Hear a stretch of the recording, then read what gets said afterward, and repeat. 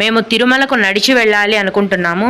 మా హస్బెండ్ యొక్క ID card చూపించి డైరెక్ట్గా దర్శనానికి వెళ్ళొచ్చా అని అడిగారండి.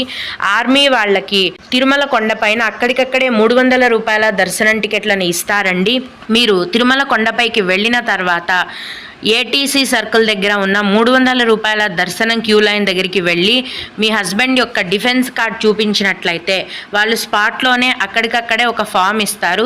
దాన్ని ఫిలప్ చేసి సబ్మిట్ చేస్తే అప్పటికప్పుడే మీకు 300 రూపాయల దర్శనం టికెట్లను ఇస్తారండి. ఫ్యామిలీ కార్డు ఉంటే కనుక ఫ్యామిలీ మొత్తానికి కూడా 300 రూపాయల దర్శనం టికెట్లను ఇస్తారు. అట్నుంచటే క్యూ లైన్లో వెళ్ళి మీరు స్వామివారిని దర్శనం చేసుకోవచ్చు. అలాగే మేము ఏప్రిల్లో తిరుమల వెళ్ళాలి అనుకుంటున్నాము. అలిపిరి మెట్ల మార్గంలో మేము నడిచి వెళ్ళేసరికి లేట్ అవుతుంది కాబట్టి రూమ్స్ అనేవి ఫుల్ అయిపోతాయి. మా పేరు మీద తెలిసిన వాళ్ళతో రూమ్స్ బుక్ చేయించుకోవచ్చా అని అడిగారండి. అలా కుదరదండి. మీ యొక్క ఆధార్ కార్డ్స్